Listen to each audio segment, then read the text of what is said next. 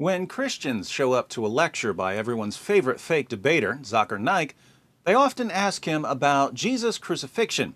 And Zakir gives a pretty silly response. He says, for Muslims, the Quran is clear that Jesus wasn't killed and wasn't crucified.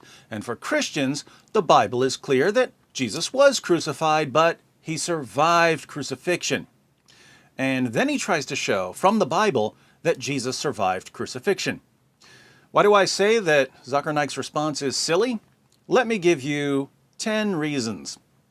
First, every respected New Testament scholar and historical Jesus scholar on the planet, regardless of theological background, agrees that the Islamic view is wrong.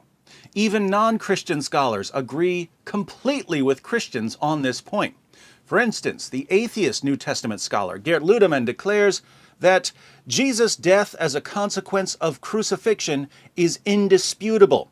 Marcus Borg of the notoriously liberal Jesus Seminar states that the most certain fact about the historical Jesus is his execution as a political rebel.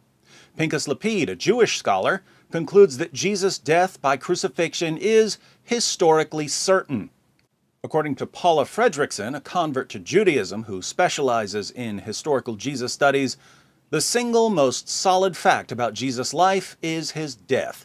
He was executed by the Roman prefect Pilate on or around Passover in the manner Rome reserved particularly for political insurrectionists, namely crucifixion. And since so many Muslims are becoming fans of Bart Ehrman because they think Ehrman agrees with them on anything, I should note that Ehrman writes, one of the most certain facts of history is that Jesus was crucified on orders of the Roman prefect of Judea, Pontius Pilate. As a general rule, when every expert in a field rejects your theory, probably time for a new theory. This means you, Zakir. Second, all of our early sources declare that Jesus died by crucifixion. Even the sources Zakir Naik quotes when he's trying to deceive his listeners plainly declare that Jesus died. For instance, Mark 15:37 says that Jesus breathed his last on the cross. He obviously didn't breathe his last if he went on living. Matthew 27:50 tells us that Jesus yielded up his spirit. Luke 23:46 reads, and Jesus, crying out with a loud voice, said, Father, into your hands I commit my spirit. Having said this, he breathed his last. John 19:30 says that Jesus bowed his head and gave up his spirit. All of the books that Zakir Naik quotes to show that Jesus didn't die explicitly state that Jesus died. Fake experts like Zakir expose themselves as frauds when they tell their gullible followers that the Bible says the exact opposite of what it actually says. Welcome to the amazing world of Islamic apologetics, otherwise known as Opposite World. Third, while we're on the topic of sources, it's not just the New Testament that reports Jesus' death by crucifixion. There are Old Testament prophecies about his death. In Isaiah 53, for instance, the prophet Isaiah tells us about someone who would die for our sins and rise from the dead. In verses 5 through 8, Isaiah says this, but he was pierced for our transgressions, he was crushed for our iniquities. The punishment that brought us peace was on him, and by his wounds we are healed. We all, like sheep, have gone astray. Each of us has turned to our own way, and the Lord has laid on him the iniquity of us all. He was oppressed and afflicted, yet he did not open his mouth. He was led like a lamb to the slaughter, and as a sheep before its shearers is silent, so he did not open his mouth. By oppression and judgment he was taken away. Yet who of his generation protested? For he was cut off from the land of the living. For the transgression of my people he was punished. Isaiah spoke these words about 7 centuries before Jesus walked the earth. Since Jesus is the only person in history who fits Isaiah's description, people like Zakir Naik are guilty of rejecting the testimony of Old Testament prophets. Fourth, Jesus predicted his own death in the same books that Zakir Naik quotes. In the Gospels, Jesus repeatedly says that he's going to die. Mark 9:31 says that Jesus was teaching his disciples and telling them, "The Son of Man is to be delivered into the hands of men, and they will kill him. And when he has been killed, he will rise 3 days later." Zakir Naik's favorite book to quote when he defends his delusional view of Jesus' crucifixion is the book of Matthew. But in Matthew 17:22-23, Jesus declares, "The Son of Man is going to be delivered into the hands of men, and they will kill him, and he will be raised on the third day." Somehow, when fake debater Zakir Naik reads about Jesus saying that he's going to be killed, he thinks Jesus is saying that he's not going to be killed. I hope Zakir doesn't live the rest of his life like this. I mean, when he's walking down the street and he gets to an intersection and the sign says, "Don't walk," does he think to himself, "Don't walk, it must mean walk," and start walking across the intersection? That's how he reads the Gospels.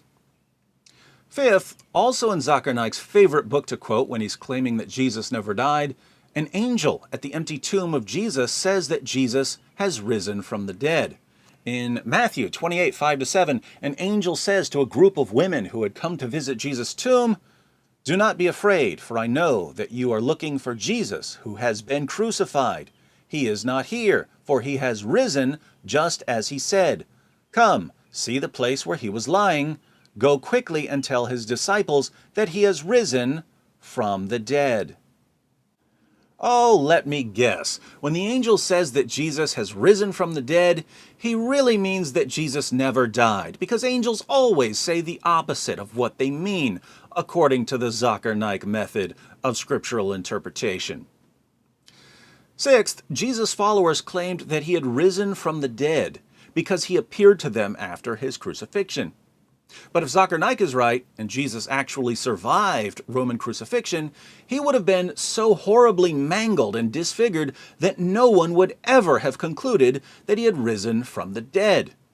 Jesus wouldn't have been able to walk for months. His skin and his back muscles would have been torn to shreds. His wounds would have been badly infected. If Jesus had appeared to the apostles in that state, they would have been yelling for a doctor, not proclaiming his resurrection as the foundation of Christianity. Now, Zakir once studied medicine, so he should know this, unless, of course, he read his med school textbooks the same way he reads the Gospels, in which case, I'm glad he's not practicing medicine. Seventh, the traditional Islamic theory here is that Allah rescued Jesus by disguising someone else and having this other person crucified. The only appealing feature of this theory is that Jesus was rescued from harm. He wasn't crucified. The theory is flawed in every other conceivable way, but at least Jesus wasn't hurt. That's something. But Zakir Naik's theory doesn't even have that going for it. According to Zakir, the Romans tortured Jesus and nailed him to a cross, and Allah allowed it for no reason. Christianity teaches that Jesus suffered and died, but that there was a point to his suffering and death. What's the point of Jesus enduring suffering and crucifixion according to Zakir Naik? Allah rescues Jesus, but only after people lash him and nail him to a cross. Seems like the divine rescue came a little too late. Eighth, if Zakir's view is correct, then everyone in the first century completely misinterpreted what happened. Jews, Christians, and Romans were all convinced that Jesus died on the cross, and yet Allah did nothing to correct this view. Jesus did nothing to correct this view. So by miraculously taking Jesus away after the crucifixion, Allah was leaving everyone in a state of error and ensuring that future generations would believe that Jesus died by crucifixion. Since Jesus' death by crucifixion is foundational to Christianity, Allah helped start Christianity by misleading people about Jesus' death. No wonder Zakir feels so comfortable misleading people. He gets it from his God. Ninth, think about how inconsistent Muslim apologists have to be in terms of methodology. Zakir goes to the New Testament to support his claims, but then he ignores all the verses that refute his claims. So what's his method when he reads the Bible? Cherry pick the verses that you can use, ignore the verses that contradict what you're saying. Would he allow us to use this method with the Quran? Suppose someone quotes Surah 9, verse 5 of the Quran, "Slay the infidels wherever you find them." What's Zakir Naik going to say? Oh, you have to look at the context of Surah 9. You have to look at the surrounding verses. You have to look at other verses in the Quran. You have to look at the historical situation. Guess what? I agree completely. These are basic rules of interpreting a text. But when Muslims go to the Bible, they throw out the most basic rules of scriptural interpretation. Why? Because they have to. An incoherent position can only be defended with an inconsistent methodology. Surprise, surprise, Islam's top apologists are thoroughly inconsistent. 10th, even if we throw reason and logic and facts and scholarship out the window and believe all the ridiculous things Zakir Naik tells us, Islam still turns out to be false. The point of bringing up the crucifixion is to show that the Quran is wrong when it claims that Jesus wasn't crucified. But even if we believe everything Zakir says about Jesus' crucifixion, we still have to conclude that the Quran is wrong. If Jesus was nailed to a cross, but somehow survived, the Quran is wrong when it says that Jesus wasn't crucified. Hence, Christians can listen to Zakir's entire presentations and reply, "Thank you, Dr. Naik, for proving that Muhammad was a false prophet." So, even after Zakir Naik goes against every respected historical Jesus scholar and New Testament scholar in the world, even after he goes against all of the first century sources that he quotes to defend his position, even after he goes against Old Testament prophecies about Jesus' death, even after he goes against Jesus himself, since Jesus repeatedly told his followers that he was going to die by crucifixion, even after he goes against the angel who said that Jesus had died by crucifixion, even after he ignores the fact that if Jesus had somehow survived crucifixion, the disciples never would have concluded anything about resurrection because he would have been badly in need of medical attention, even after he insists that Jesus suffered pointlessly, even after he portrays God as a cosmic trickster who misled people by miraculously sustaining Jesus and then taking him away, knowing that everyone was convinced that he had died on the cross, even after he displays his utter inconsistency by using a method of interpreting the Bible that he would never apply to the Quran, even after all of this, Islam still turns out to be false. No wonder Zakir has been running from Christian debaters his entire career. If this man ever steps on stage with an experienced Christian debater, just one, it's game over for him and for his gullible followers. So, Dr. Naik, have fun hiding in Malaysia.